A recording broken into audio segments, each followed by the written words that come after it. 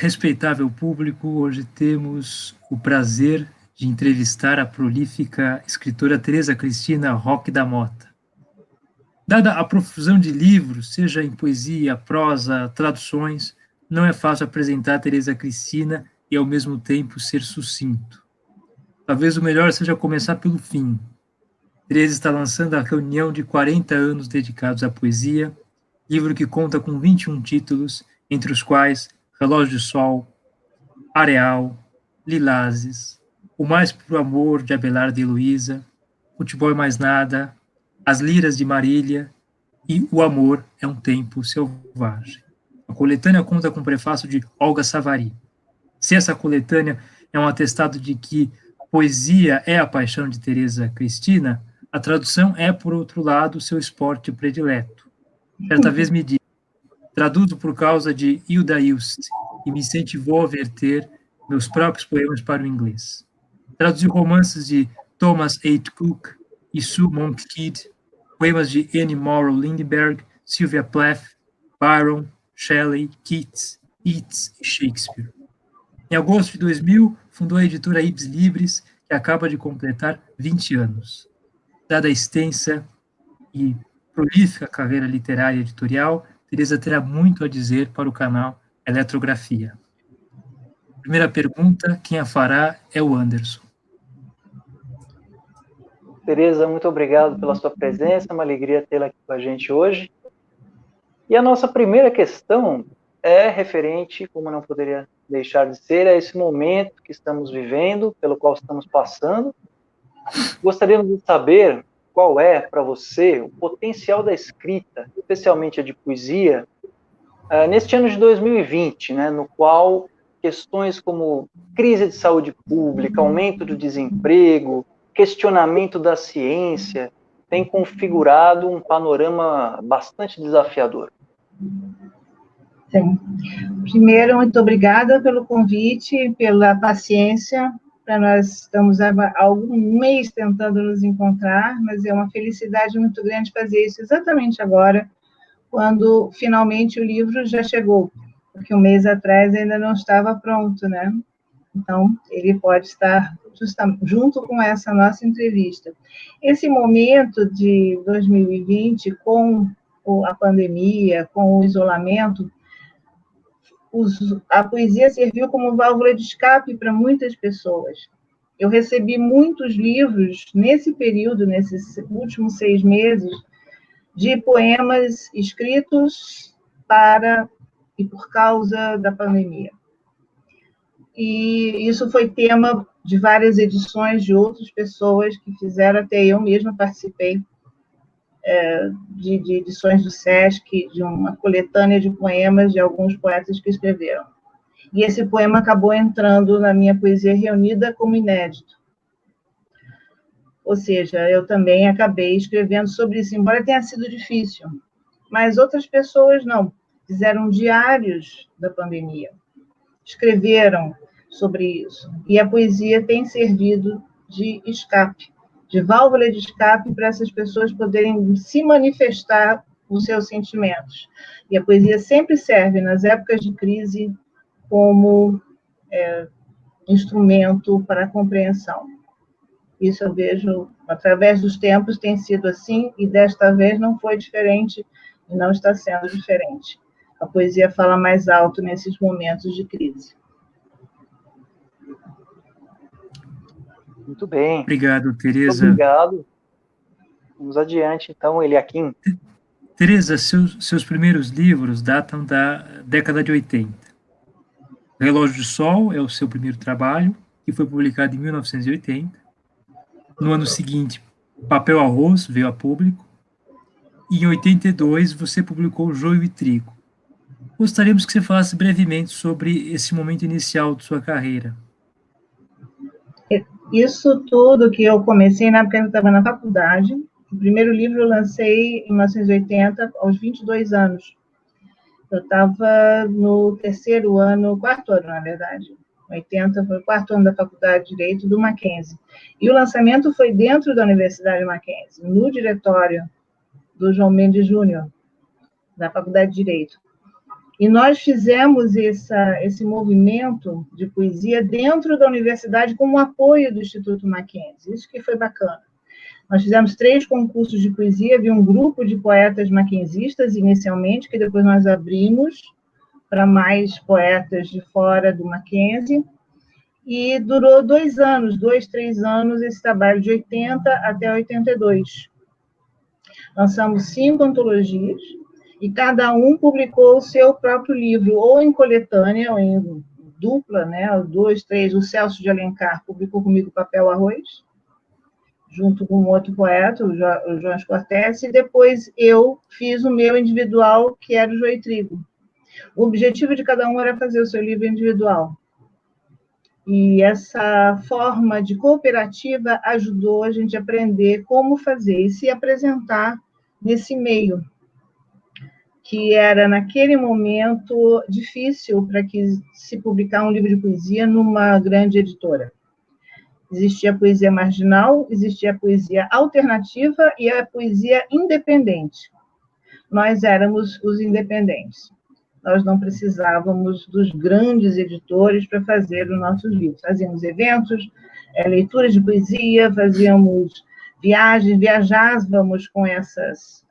Existia uma exposição de poesia chamada Exposição Livro Aberto, com 150 poetas vivos, e essa exposição aconteceu na Biblioteca Mário de Andrade, em São Paulo.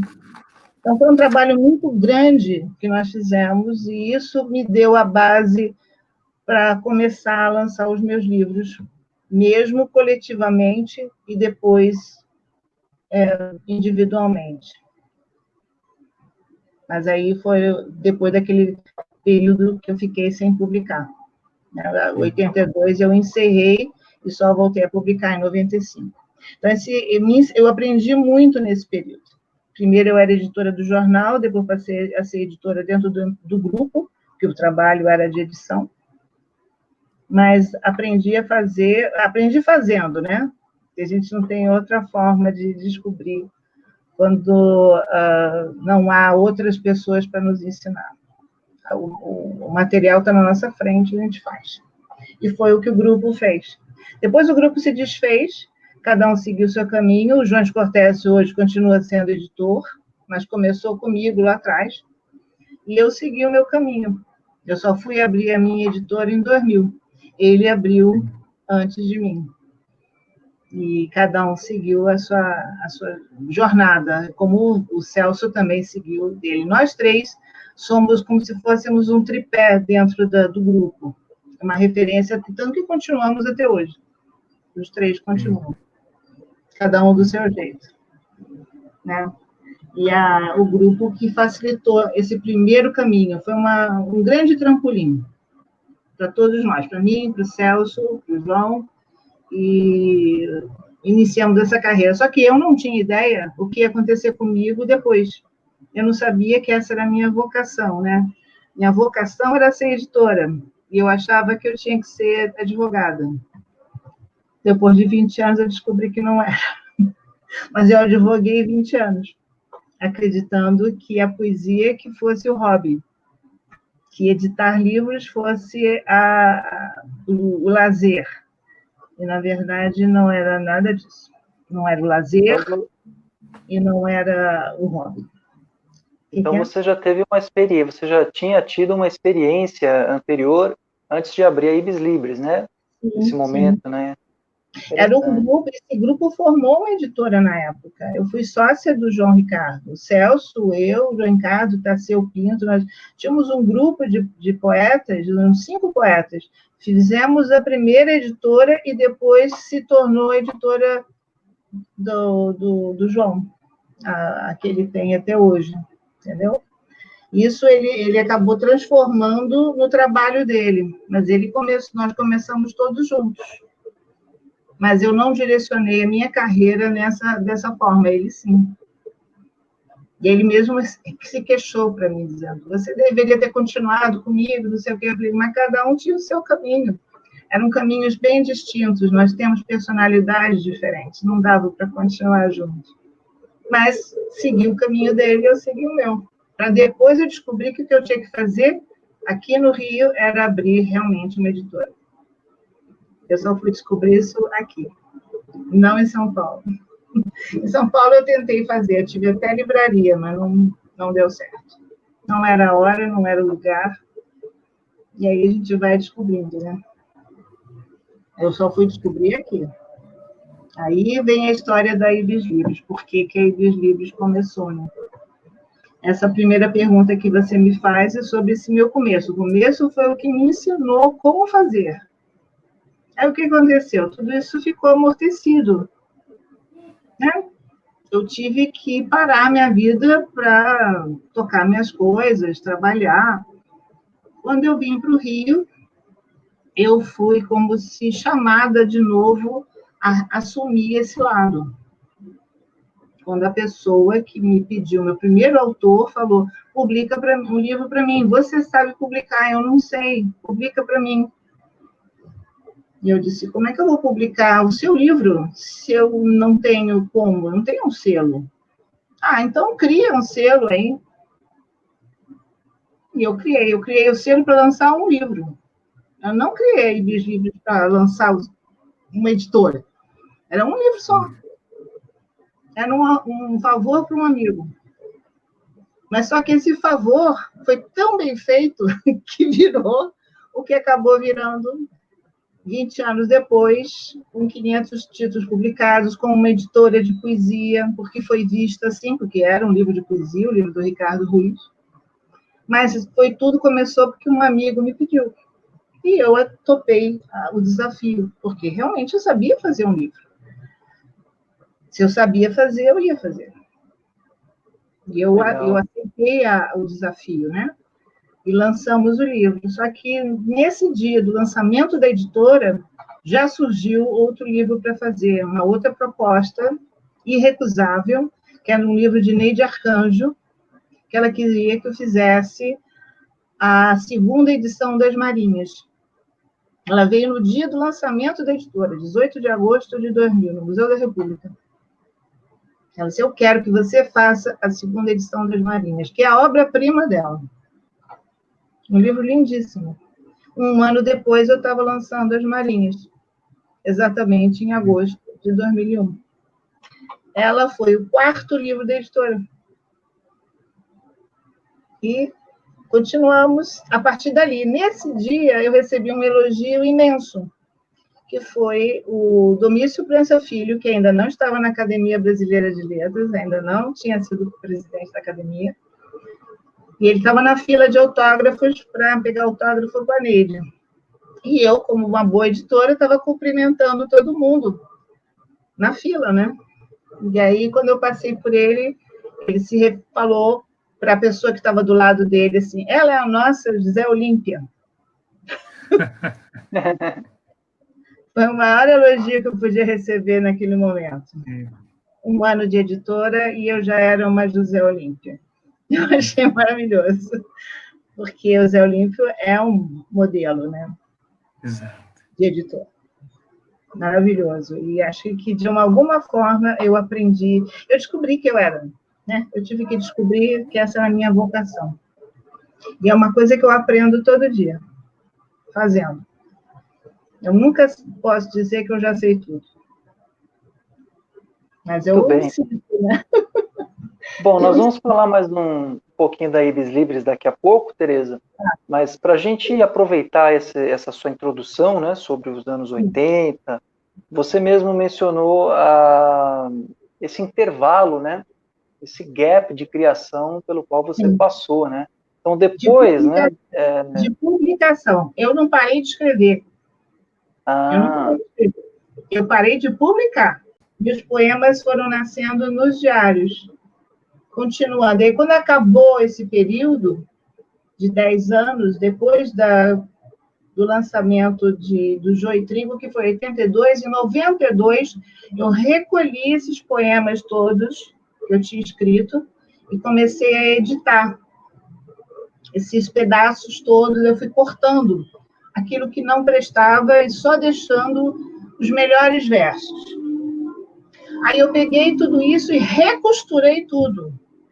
Ninguém sabe que o Areal o meu livro Areal, ele é a recostura de vários versos soltos, que eu editei, deixei como se fossem fios, tramas soltas, e depois eu reteci inteiro. Você olha, Não, esse poema foi feito inteiro. Não, não foi.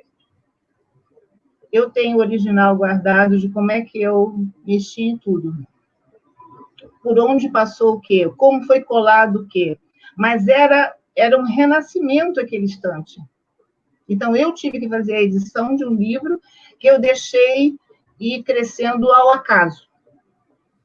Eu recolhi os poemas, tanto que são só 15 poemas. O Areal é pequeno, mas ele é muito intenso. Então, você não acha que ele seja pequeno. Por isso. E aquilo era a minha reestreia. Eu tive 13 anos depois, eu estava lançando de novo um primeiro livro. Foi um novo primeiro livro, completamente diferente do anterior. E a partir daí você não parou mais, né, Tereza? Depois seguiu, por exemplo, Lilazes, de 2003, teve alguns antes, né? Mas eu gostaria de falar especificamente também sobre o Lilazes, que é uma obra bilíngue, né? Que surgiu a partir da sua leitura de The Wasteland, do T.S. Eliot. Como foi o processo, né, de composição desse livro, né, cuja capa é belíssima também, né? Como foi essa tradução, né? Esse é o Tem Lilazes. aqui também, temos o Lilazes aqui, né? É o Lilazes que está esgotado, né?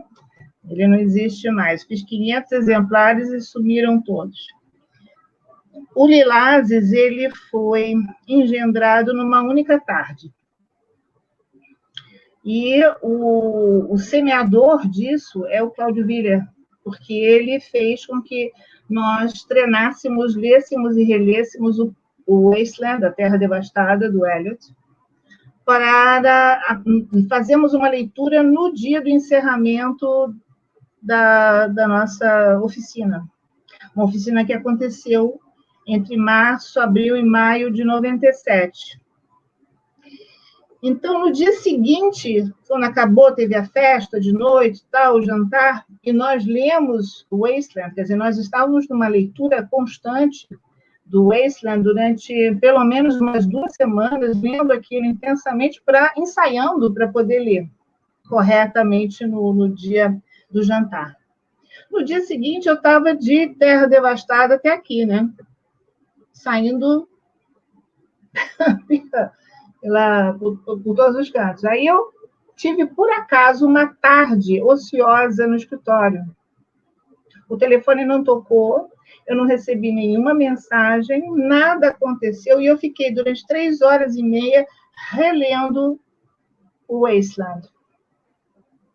Nessa releitura, que foi da tradução portuguesa, que eu não tinha original em inglês, eu tinha a tradução apenas, que nós tínhamos lido, nessa releitura, os meus poemas começaram a acontecer, em que eu fixava uma frase, uma palavra, e escrevia, fazia a glosa, né?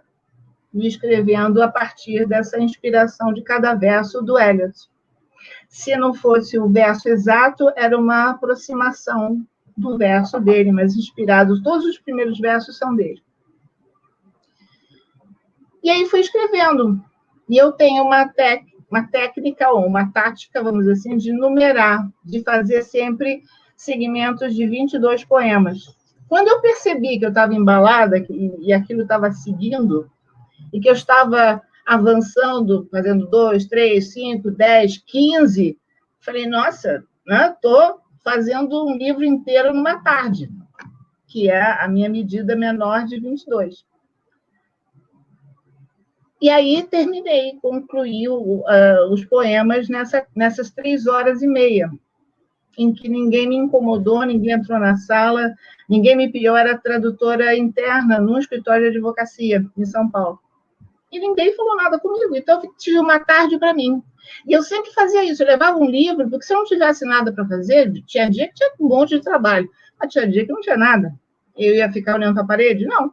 Sempre levava alguma coisa comigo. Então, nesse dia, foi o próprio poema do Wasteland, que, por coincidência, esse dia seguinte era Bloomsday.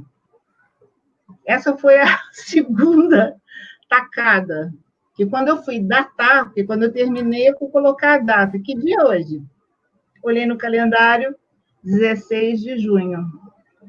Aí foi a glória, eu falei, meu Deus, é o meu Bloomsday da leitura de Eliot, escrevendo essa sequência de poemas novos, e foi uma realização, porque eu nunca fiz isso, nunca mais eu fiz isso. Só esse dia eu fiz 22 poemas numa única tarde.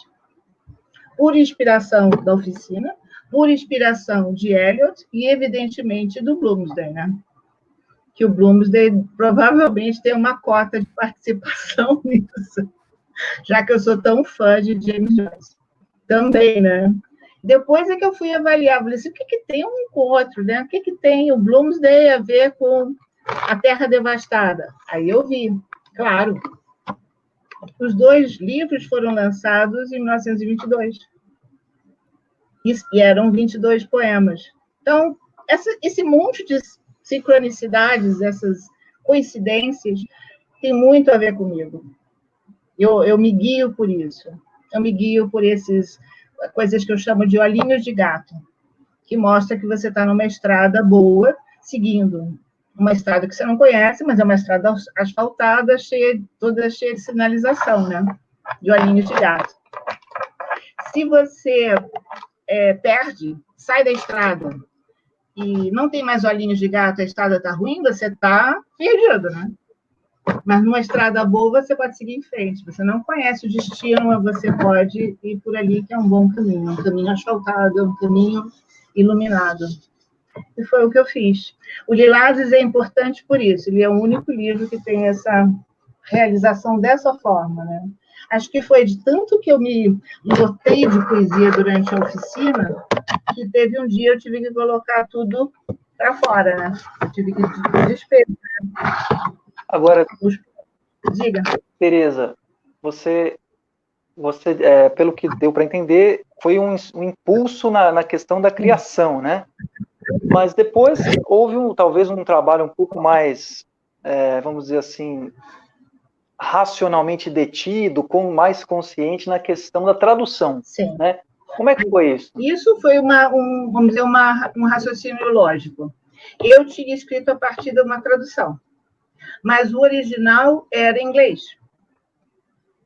Como o original era em inglês, eu fui buscar o texto original para saber como eram as frases no texto do Eliot, em inglês.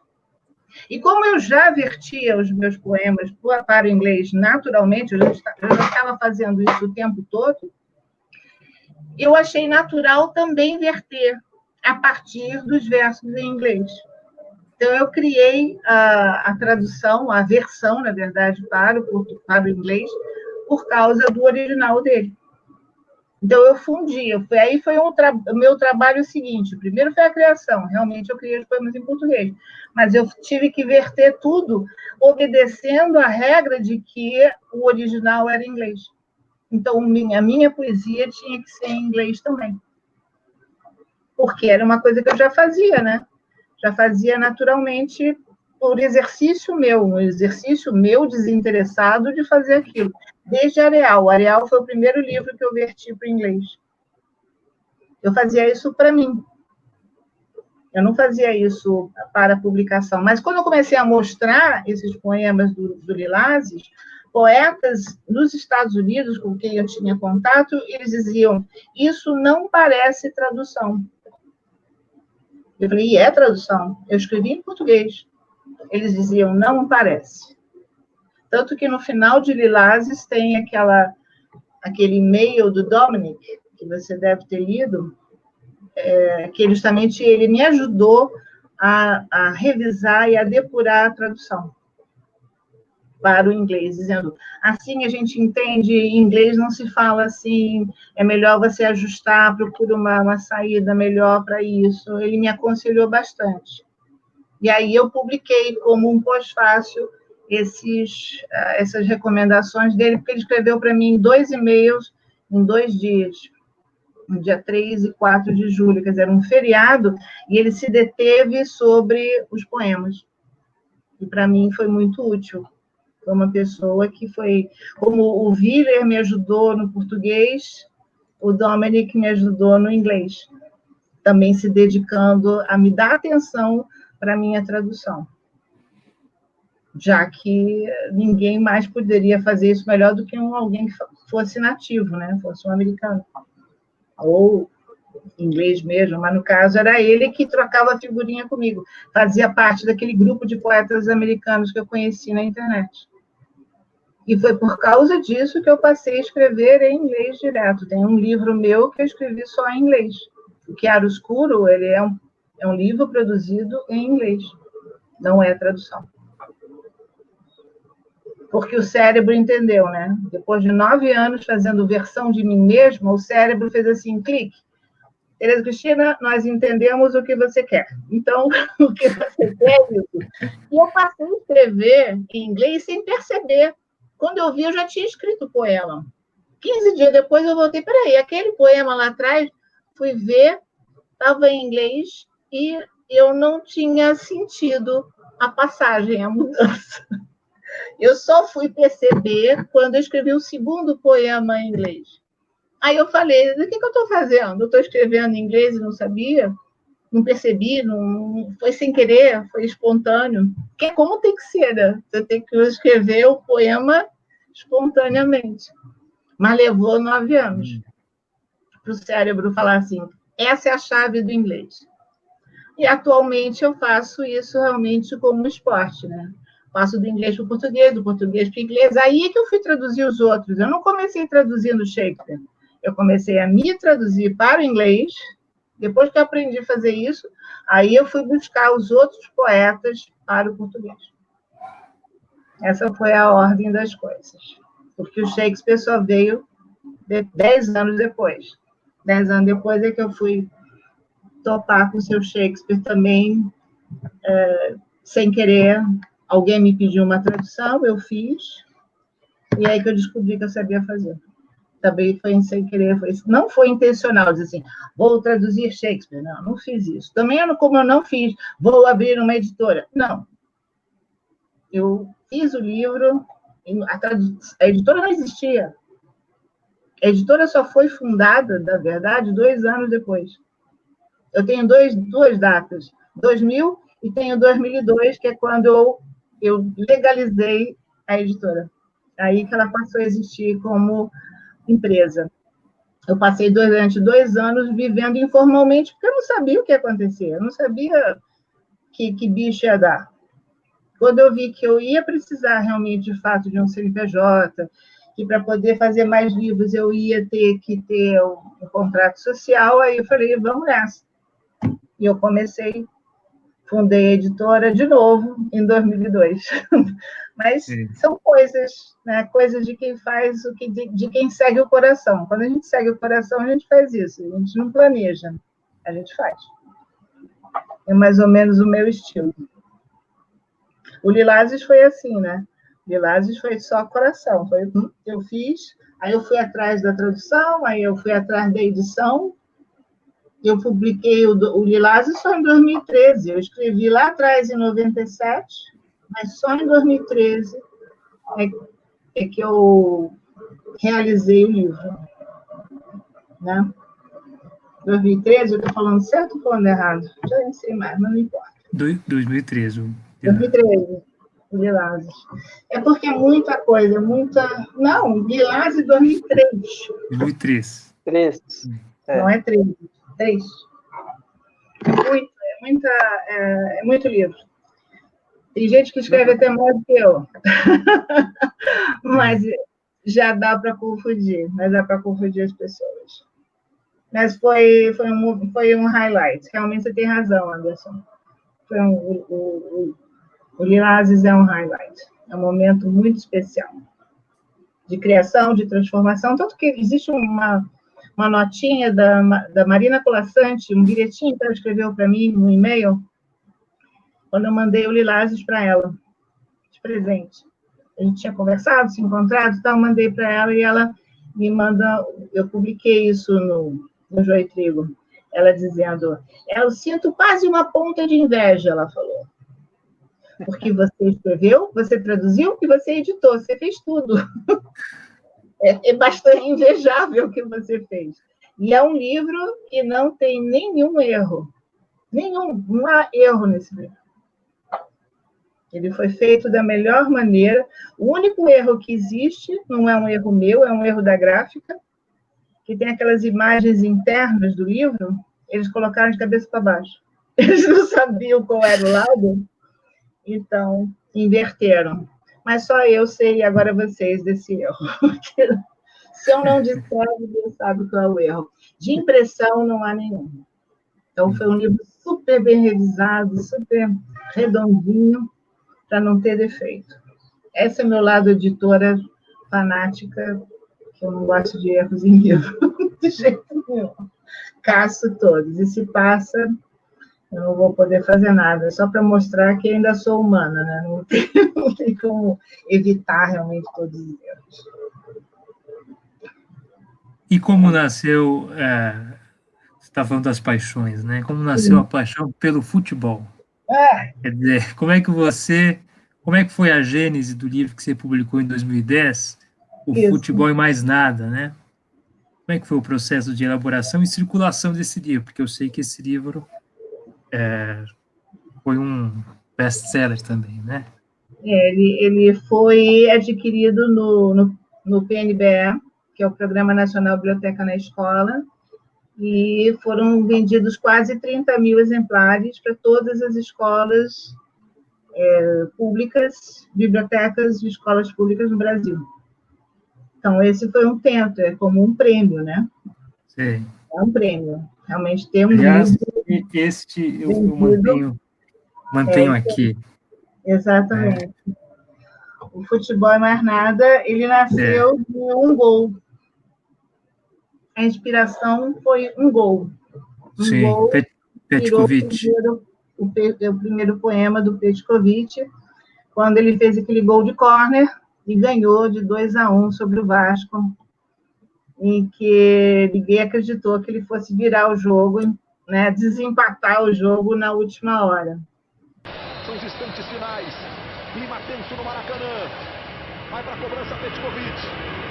Bate muito bem. Já fez 9 gols de falta com a camisa do Flamengo. Aí o Alessandro no banco. Petkovic para falta. Cobrança!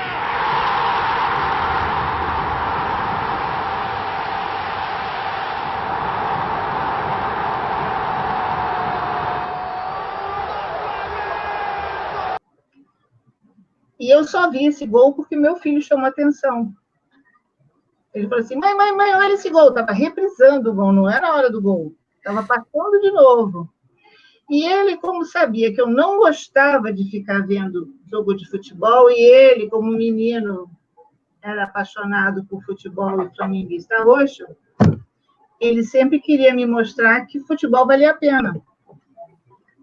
Então, foi ele, de uma certa maneira, quem me motivou a ver o gol. Evidentemente que eu não sou insensível ao futebol. Eu gosto de futebol, só não sou fanática, né? Não podia ser. Mas eu não entendia por que as pessoas eram tão fanáticas por futebol. Mas, a partir do livro, eu consegui entender. Eu passei 2 anos escrevendo. Eu fiz esse primeiro poema e mandei para os amigos por e-mail, porque eu sempre mandava os meus poemas para amigos lerem. E eles gostaram tanto do poema que começaram a dizer, você precisa fazer um livro sobre poemas de futebol. Mas é um poema só, como é que eu vou fazer um livro? Eu vou ter que pesquisar muito, vou ter que pensar. Ah, não, você tem que fazer. E aí eu aceitei o desafio. Eu, quando sou desafiada, eu não consigo dizer não. Tá bom, então vou fazer. E isso era um ano antes da Copa do Pentacampeonato. O Pentacampeonato foi em 2002. Então, quando foi maio de 2001, quando foi o gol do Petkovic, eu passei a comprar tudo que saiu um ano antes da Copa sobre futebol. Livro de frases, livro de crônicas, livros do que fosse, todos os assuntos de futebol. Comecei a pesquisar para poder escrever. E aí os poemas foram surgindo, na ordem cronológica. E aí eu fiz 11 poemas, porque eu queria chamar o livro de Um Time de Poemas. Então, não podia ser mais que 11, né? Aí eu entreguei para o meu amigo Ricardo Ruiz, o mesmo autor do primeiro livro da editora, que era meu amigo constante, uma pessoa super... e flamenguista. E eu sou tricolor, né? Então, entreguei para ele ler os 11 poemas que eu tinha feito. Ele disse, não, tá pouco, você tem que fazer mais. Eu falei, mais? Mas eu quero um time só. Eu não quero fazer poema demais. Aí eu pensei, bom, um time de 11 entra em campo 2 vezes, então são 22. Aí eu fiz o segundo tempo. Por coincidência, de novo, esse primeiro poema do segundo tempo foi o poema do pentacampeonato. Foi quando o Brasil foi pentacampeão e eu escrevi um poema no dia seguinte. Então, é o poema do pentacampeão do mundo. E eu resolvi fazer isso justamente para poder entender o homem que vê futebol. Então, eu estou falando da visão feminina, mas aí a minha visão feminina sobre o homem que vê futebol. Eu parei de ter raiva, porque eu não aguentava ouvir o som. Eu achava chato aquela locução de futebol. Eu passei a gostar de futebol só porque eu escrevi o livro, porque durante 2 anos isso virou um assunto de pesquisa, né? Lendo sobre isso, achando coisas curiosas, e as pessoas gostando. Só que teve um duplo efeito. Os amigos gostaram, mas os amigos mais próximos não gostaram do livro. Eu lidei com uma crítica ferrenha dos amigos mais próximos, do namorado, do amigo, né? As pessoas que frequentavam a minha casa. Tereza, não são seus melhores poemas. Eu não gosto dos seus poemas de futebol. E isso foi um problema, porque não me incentivavam a fazer nada. Mas eu não desisti. Eu continuei procurando um jeito de terminar, de ter as fotos. Eu não tinha número de fotos suficientes, eu tinha que pedir a esses amigos que me mandassem as fotos, até eles me mandarem. E são fotos de... não é de futebol de várzea, né? E de todo tipo. Futebol de praia, futebol de várzea, futebol de campinho, de criança, de adulto, de pimbolim, né? Todo tipo de... Porque eu queria o futebol do dia a dia, eu queria o futebol de rua, eu queria o futebol das pessoas, né? Que não são profissionais. Do interior, futebol de interior. Então, para mim, essa foi a minha linha de pesquisa. Eu saí escrevendo. E isso surpreendeu todo mundo. Foi muito engraçado. Lá atrás eu coloco os e-mails que eu recebi das pessoas dizendo o que elas achavam dos poemas. E cada uma, evidente, falando, dando a sua opinião disparatada. Você gosta muito de futebol, né? Eu não gosto. Mas eu passei a gostar. Esse foi o lado positivo. Eu passei a gostar de futebol. Eu parei de ter raiva. Que me fazia mal, evidentemente. E aí eu lancei em 2010 na Copa do Mundo da África do Sul. Porque eu tinha que ter um gancho para lançar. Foi quando eu resolvi dar um empurrão no livro e fazer de qualquer jeito. Lancei. Em seguida, abri o PNBE e escrevi o livro. E aí veio a escolha do livro. Foi o único livro escolhido, foi esse. Foi o meu prêmio. Aí todo mundo chamou o meu livro de Patinho Feio, porque era aquele que ninguém acreditava, mas que ganhou, né, o prêmio máximo de ser vendido e comprado no programa de governo, que todo mundo quer. E eu nunca tinha feito isso, foi a primeira venda, foi a primeira vez, e nunca mais, porque aí as vendas mudaram, ficaram diferentes, não dava mais para fazer, então eu não tive nenhum outro livro para... Eu não escrevi nunca mais nenhum livro. Ainda estou para fazer isso, mas houve muita mudança dentro dos programas de compra de livros do governo. E você tocou num ponto nesse... Oi? Desculpa, Tereza, você tocou num ponto tão fundamental, né? é difícil a gente até entender o Brasil sem levar em conta o futebol, né? Por exemplo, agora há alguns anos o Miguel Wisnik lançou um livro importante aí sobre o futebol, né? Veneno, Remédio. No sistema sanguíneo aí da cultura brasileira, né? Sim. Para entender o brasileiro, tem que entender o futebol. O futebol está na gênese do brasileiro. Isso os outros poetas já escreveram sobre isso, nós conversamos sobre isso da outra vez. E eu também tentei entender. Sim. Como um amigo meu disse, você foi convertida ao futebol. Você, através da poesia, foi a forma como eu consegui entender aquilo que eu não entendia de jeito nenhum, como é que uma pessoa conseguia ficar na frente de uma televisão assistindo, ou indo a um estádio para assistir 90 minutos de jogo, e ser a catarse que é, entendeu? Isso, para quem está de fora, ninguém entende. Mas só aí eu escrevi sobre isso. O que tem nessa bola que todo mundo quer? É a bola mais importante do mundo, né? E multidões vão atrás dela. Agora não está tendo a Copa do Mundo do Qatar? Está tendo uma Copa do Mundo só no Qatar. Acho incrível isso. Como é que pode? Copa do Mundo é Copa do Mundo, não é do Qatar, não, aquela é do Qatar. De tão doidos que eles são por futebol. Né? Aí eu passei a entender coisas que nunca ninguém me explicou. Minha mãe não me explicou nada disso. Eu não aprendi isso através da poesia. A poesia me ensinou tudo o que eu precisava saber sobre muita coisa. Isso é verdade. E até ensinou futebol. Me ensinou a gostar de futebol. E o livro é o que vocês conhecem, né? Bacana. E é um livro divertido, é lúdico. Diga. Aproveitando, né, partindo para alguns outros aspectos, né, do seu trabalho, uma outra faceta do seu trabalho poético é o destaque dado a personagens femininas, né? Sim. Exemplos dessa vertente são Marco Polo e a Princesa Azul, de 2008, O Mais Puro Amor, de Abelardo e Heloísa, de 2009, Odisseus e o Livro de Pandora, de 2012, As Liras de Marília, de 2013, e também a narrativa Capitu, né, uma obra em prosa, de 2014.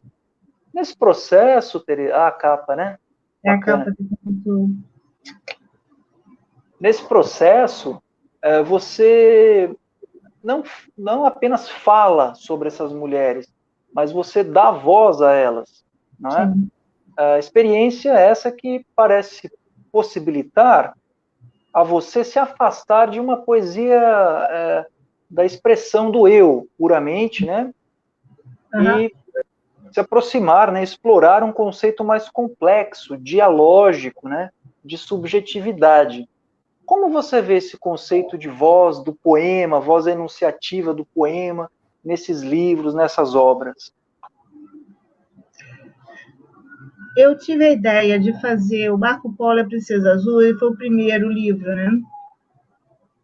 Quando eu estava lendo um livro do Marco Lucchesi. E esse livro,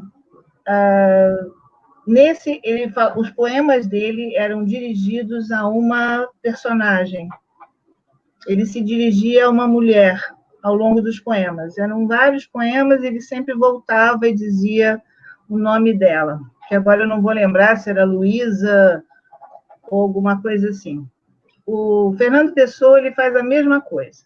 O Ricardo Reis tem os poemas em que ele fala a Lídia.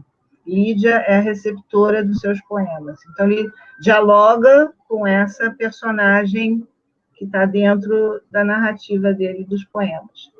E eu também tenho esse tipo de diálogo. Eu estou sempre falando para alguém imaginário, isso nos meus poemas pessoais, mesmo que eu não nomeie o interlocutor, ele existe. Seja esse interlocutor real, ou seja ele imaginário. E Quando eu vi esse livro do Lucchesi, por causa do nome dele, Marco Lucchesi, eu pensei em Marco Polo. Né? São as associações que ocorrem quando a gente está criando. E eu estava num restaurante, eu estava almoçando, eu estava no fórum em São Paulo, eu estava fazendo qualquer coisa que não tinha nada a ver, mas eu estava com esse livro do Marco Lucchesi e vi esse poema em que ele dedica essa personagem dentro do poema, e me ocorreu fazer livros sobre homens célebres, sobre homens importantes da história, mas a partir do ponto de vista feminino.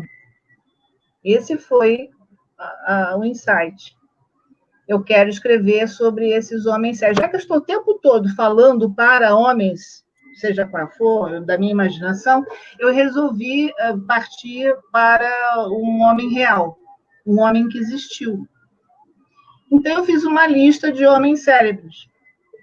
Então, nessa lista, o primeiro era o Marco Polo, por causa do Marco Lucchesi, que me emprestou a ideia, o nome dele veio Marco Polo. Então, eu botei lá Leonardo da Vinci, Shakespeare, coloquei Colombo, coloquei Pedro Grande, fiz uma lista de homens favoritos, e aí eu iria estudar a vida de cada um deles, descobrir quem foram as mulheres da vida deles, para justamente essas mulheres fazerem esse diálogo, elas terem essa fala, porque não seria eu, teria que ser alguém que o conheceu, senão não faz sentido.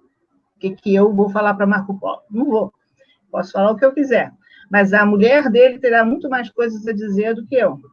Então, eu fui atrás desses personagens femininas e descobri, na minha pesquisa sobre Marco Polo, passei 2, 3 anos lendo sobre ele, quantas mulheres houve, né? Quantas mulheres podia haver? Não, de fato existiram. Você pode contar as mulheres a que ele se refere, aquelas que ele pode ter encontrado e aquelas que, de fato, ele encontrou. Ele conheceu a imperatriz da China, ele conheceu odaliscas, ele teve uma concubina, e ele conheceu a princesa azul, que ele teve que trazer para a Pérsia, que sem ela ele não teria saído da China, ele não tinha ordem para sair da China. Então, por causa dela, ele pôde voltar.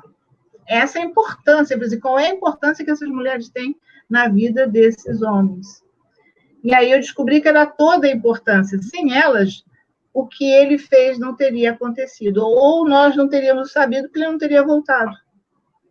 Se ele não tivesse voltado, como é que nós iríamos saber que ele foi? Não teria livro, não teria história, não teria nada. Então, ele é o exemplo, quer dizer, o primeiro que eu usei para esse tipo de pesquisa e de trabalho. E deu certo. As pessoas são apaixonadas pelo Marco Polo e a Princesa Azul. É o meu livro que mais vende, vamos dizer assim, nesse sentido. Esgota, eu reimprimo.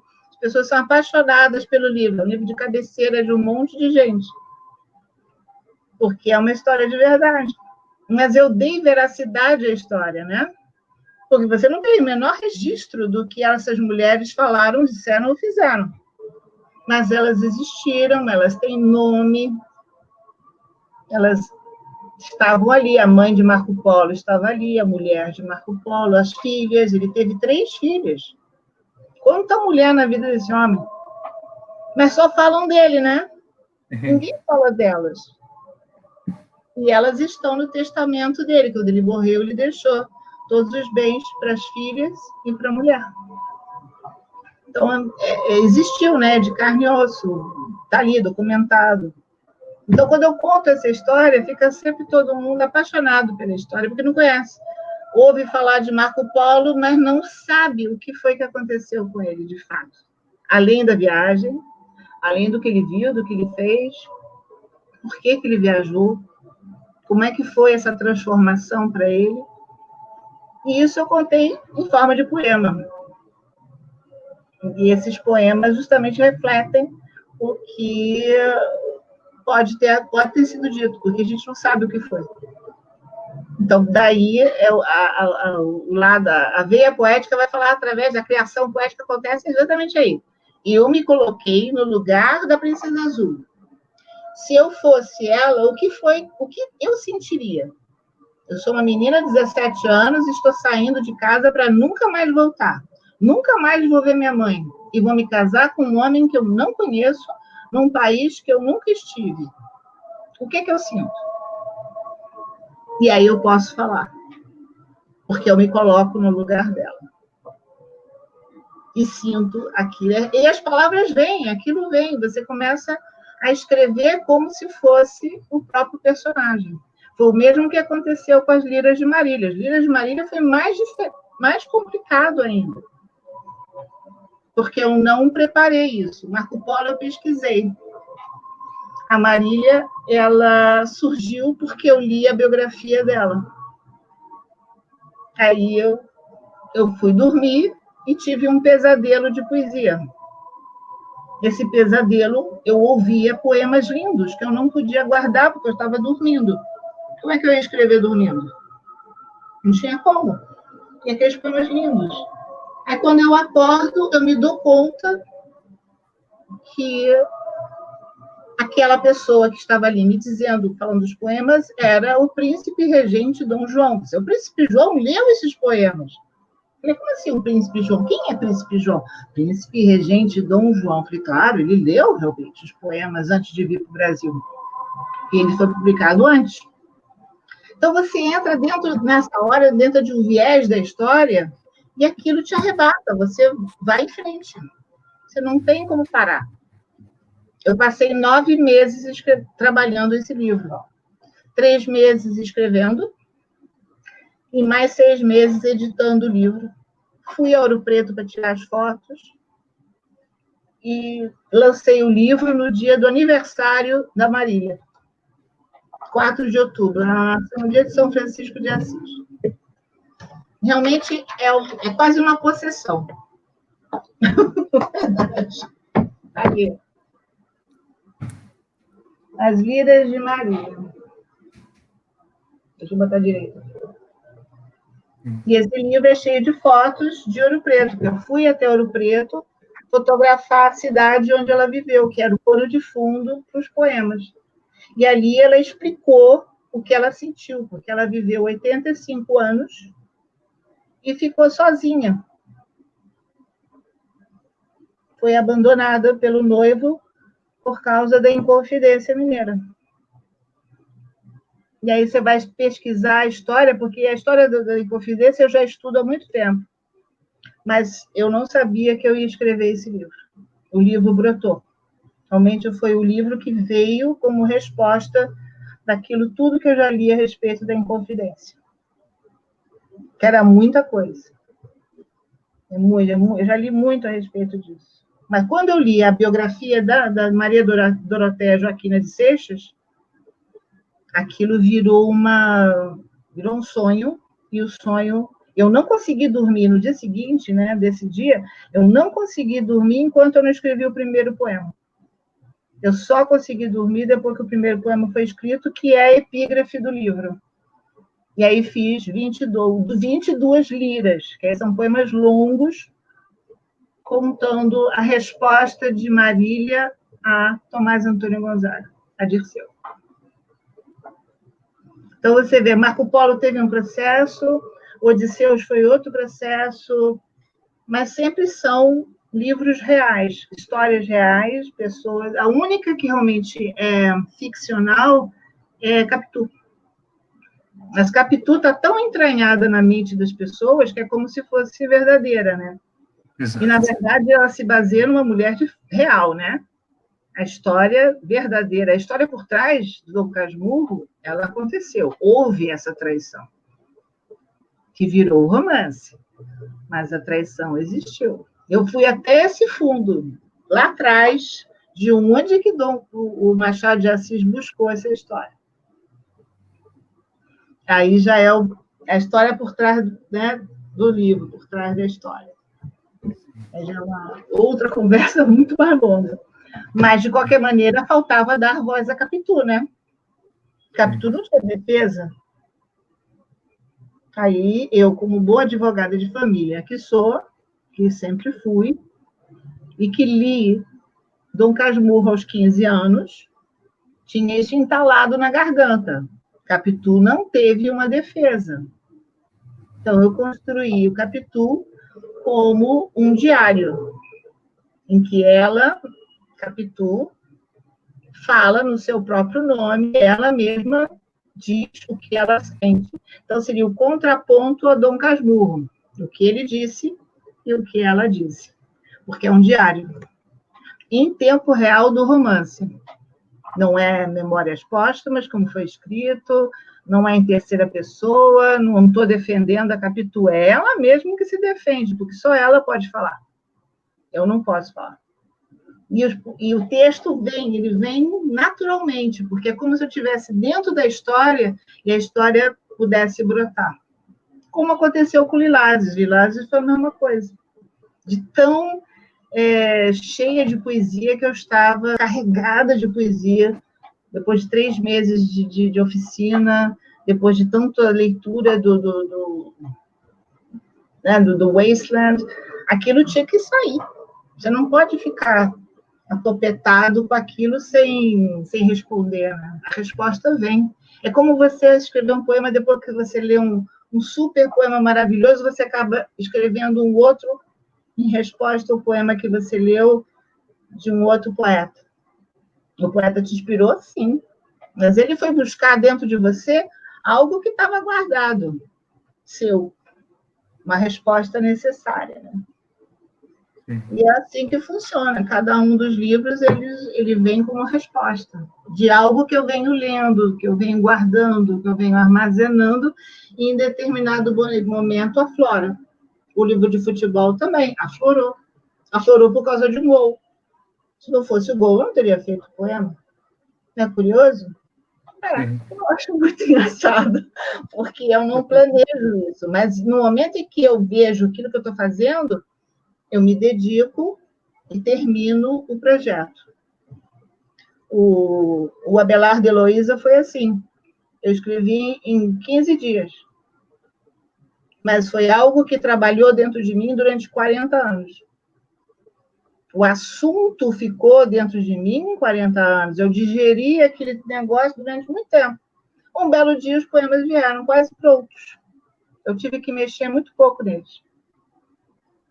Mas a culpa também é do Shakespeare, porque eu já tinha passado 2 anos traduzindo Shakespeare. Aí o que aconteceu? Eu tinha que escrever sonetos ingleses para falar de Abelardo Heloísa, porque foi a forma que eu estava com aquilo na cabeça. O ritmo na minha cabeça era de soneto inglês. Então, eu fiz o Abelardo Heloísa também, no mesmo formato do Shakespeare. Tanto que acharam que não eram meus, né? Acharam que eram tradução. Eu falo, não, esses são meus, esses não são tradução. Porque tudo o que eu fazia, eu mostrava para as pessoas, por e-mail, na época que não existia Facebook, né? Então, as pessoas davam palpites. E elas diziam, não, tem que publicar, muito bonito, publica. Foi um livro que eu publiquei rápido por causa disso, a pedidos. As pessoas pediam para que fosse publicado. E eu fiz. Quando a gente tem leitores, acontece isso, as pessoas pedem, elas querem ler, eu quero ler, eu quero comprar um livro, eu quero ver. E isso a única satisfação que a gente tem é essa. Saber que o livro vai ser lido, que as pessoas querem o livro.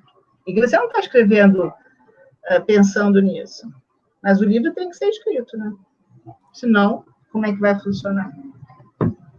E a próxima pergunta é justamente sobre publicação, sobre livros físicos, né? Exato. Vamos lá? Em agosto. Tem uma luz aqui. Deixa eu acender uma luz. Tranquilo. Eu estou no escuro. Sim, sim. Eu estou no escuro aqui.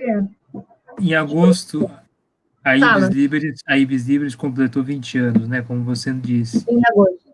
Quais foram os desafios enfrentados pela editora ao longo desses 20 anos? Os principais, digamos assim. Primeiro, era a falta de dinheiro, né? Você nunca tem dinheiro para fazer livro. Mas você se imbui da necessidade da publicação. Então, você procura recursos. Se o autor vai pagar o livro dele, se eu vou pagar o meu próprio livro, se eu vou conseguir um financiamento, se eu vou conseguir um cartão do BNDES, se eu vou conseguir um patrocínio, eu busquei essas saídas. Primeiro, fazendo o livro como uma encomenda, porque e principalmente publicando primeiros livros, né? O primeiro livro você tem que vender no lançamento, você tem um retorno no lançamento, e você não sabe se vai vender, né? Você não sabe. Então, eu aprendi fazendo também para os meus autores e escrevi um livro sobre isso, que é A Vida dos Livros. A Vida dos Livros é justamente o que eu aprendi fazendo os livros para a editora. Enfrentei desde necessidade de ter os recursos, até problemas com a edição, problemas com gráfica, problemas com os autores que não entendiam as revisões, ou não entendiam por que aquilo estava ruim ou errado, porque também eu não posso publicar só o que o autor quer. Tem que estar bom. Se não estiver bom, eu também serei criticada. Como é que a Tereza publica qualquer coisa? Eu não publico qualquer coisa. Só porque estão pagando não quer dizer que eu publique qualquer coisa. Eu também digo não. Eu não vou publicar. Você pode pagar o que for, mas eu não publico. Porque está ruim. E tem coisas que precisam ser trabalhadas, revisadas, editadas. E fazer edição de poesia é muito complicado. Porque nem todo autor aceita que você sugira alguma coisa. Mas eu aprendi a editar poesia. Não só romances e contos, né? E crônicas e tal, biografias. Eu aprendi a editar poesia, que é um outro tipo de trabalho, um outro tipo de texto. E tem autores que ficam 1 ano editando o livro junto comigo, vai e volta, até ficar pronto. E lançar quando estiver pronto. Enquanto ele não estiver convencido que está pronto, ele não pode lançar. Mas eu acompanho o que o autor quer. Aí eu dou forma ao livro. Então, foram 20 anos de muito trabalho. Seja com o autor, seja com a gráfica. E esse livro, A Vida dos Livros, que tem 2 volumes, o volume 2 é esse. Esse é o volume 2. Conta justamente as intempéries da edição e da vida do editor. O que o editor sofre junto com, seja venda de livros, seja fazer o livro na gráfica, seja lidar com o autor, com a vaidade do autor, ou com a insegurança dele. Aí é bem complicado, mas faz parte do jogo, né? E eu tenho que dar segurança para o autor para dizer, vai em frente, o livro vai ser bom. Mas não vai vender. Como aconteceu, e essa é uma coisa que eu gosto de usar a fórmula. Livro de poesia não vende. Falei, você vende poesia? Não, né? Se vendesse poesia, você ia descobrir que poesia vende. Mas vende pouco. Não, vende aos poucos. Mas vende sempre. E esgota, né? E esgota, né? Os meus livros esgotam. Se esgotaram é porque vendeu, né? Vendeu, eu doei, dei de presente. E, Tereza, como que você lê essa questão que ultimamente tem sido debatida aí, sobre a questão dos impostos, né? Sobre o livro? O que você acha disso? Como é que você... Como editora, né? Como editora.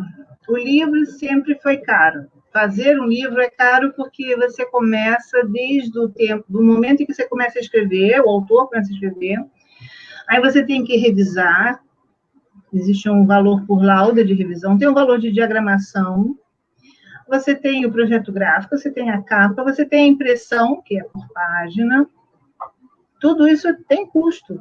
Se for na ponta do lápis, é caro. Então, para você fazer um livro render alguma coisa, para ele ter um preço de custo baixo, você tem que fazer mais exemplares, mas nem sempre as pessoas têm esse dinheiro guardado, 4 mil, 5 mil, 6 mil reais para fazer um livro.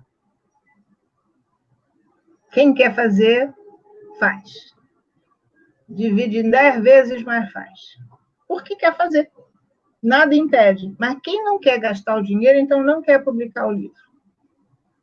E o livro não pode custar R$ 1.500.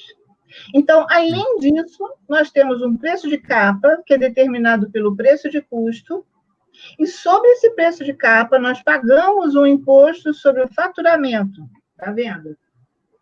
Ainda descontamos 50% de consignação para a livraria ou distribuidor, ou para a Amazon, não importa. E ganhamos o quê? Nada. A gente paga para vender. A gente só tem a grande satisfação de que o livro foi vendido, mas não ganhamos absolutamente nada. A gente imprime, investe, faz, mas você não vê o dinheiro. A única coisa que você sabe é que você pagou o imposto, então serviu pelo menos para isso, ou você teve que tirar do seu bolso. Mas se você não fizer a contabilidade do seu livro ponto a ponto, você não sabe se você ganhou ou perdeu. Então, aumentar o imposto é sacanagem. Porque a gente já paga muito, do jeito que está. São 11,33% sobre o faturamento, sobre o preço do que você vendeu, sobre o valor da nota. O valor da nota vai ser aquilo que eu recebi, que já vem com 50% de desconto da livraria. Põe isso na ponta do lápis. Quando o autor recebe 10%, ele está recebendo muito, porque o editor não recebeu nem isso. Aquilo dos 20% que ficou para a editora, 11,33% é imposto de renda. Faz a conta. 20 menos 11,33%, você vê quanto o editor ganhou. Ganhou para vender, né? No meu caso, eu não ganho vendendo, eu ganho fazendo. Porque senão, eu vou trabalhar de graça, de fato. Por isso eu não faço conta. Tem gente que pergunta números, estatísticas. Eu falo, não faço conta. Se eu fizer conta, eu não vou fazer nada. Mas você precisa fazer um mínimo de dinheiro tem que entrar. Um mínimo de dinheiro tem que circular. Você tem que vender uma quantidade X de livros para fazer bater a conta, né? Mas, em geral, você está sempre no vermelho e devendo. E apesar de tudo isso, Tereza, todas essas dificuldades, esses obstáculos que você apresentou, você está completando 20 anos da Ibis Libris, 40 anos de poesia com esse novo livro, né? Poesia, uma poesia reunida, compilada, né? Vou pegar aqui, já mostrei para você. E para nós terminarmos nossa edição de hoje, gostaríamos de convidar você a ler um poema novo, se possível, né? Um poema novo. Que há inéditos também. Há inéditos que estão aqui.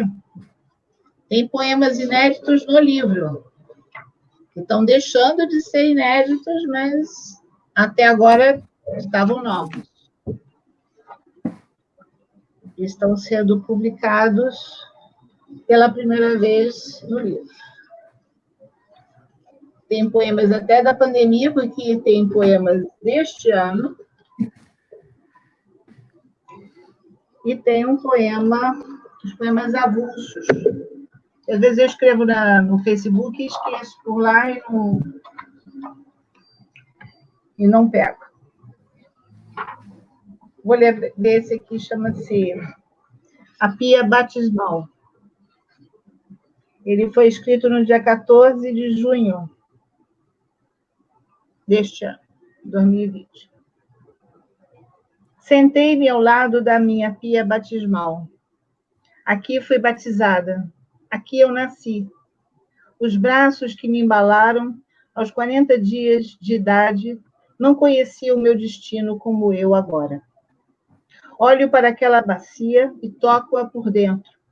O Espírito Santo me recebeu ali, na Igreja da Santíssima Trindade. Não escondo a emoção de estar aqui e de voltar ao mesmo lugar intacta. As vozes ressoam do paraíso. Eu procuro os braços que me confortam. Tive pai, mãe, tia, padrinhos, todos ali. E este foi o meu ponto de partida e meu regresso por onde eu vim. Maravilha. Muito obrigado, Tereza. Prazer esta entrevista. Prazer imenso falar com vocês. Vocês dois são pessoas muito especiais, saibam disso. Não canso de elogiá-los e de ler o que vocês escrevem. Continuem. Como eu digo para os meus autores, façam isso, insistam, não desistam. É difícil, é muito difícil, é complicado. Mas eu estou há 40 anos fazendo isso porque eu não sei fazer outra coisa, eu não quero fazer outra coisa.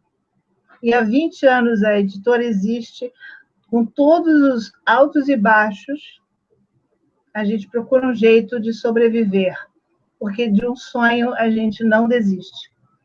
E eu não desisti do meu. O meu sonho era publicar a minha poesia e a poesia dos outros também, veio junto. Então, eu fiz disso a minha missão e a minha profissão de fé. E vocês estão incluídos nisso, porque foi um grande prazer conhecer vocês dois. Este ano, né, de 2020, esse ano da pandemia, foi o ano que nos aproximou e nos juntou. E eu estou muito feliz de ter sido entrevistada por vocês e ter tido a chance de contar um pouquinho sobre o que eu já fiz. Muito obrigada. Muito obrigado. Obrigado, Tereza. Muito obrigado, Tereza, e sucesso com a poesia de 40 anos, que certamente leremos. Muito agradecido, muito obrigado. Muito obrigada eu para vocês também, queridos. Fiquem bem. Grande beijo. Igualmente.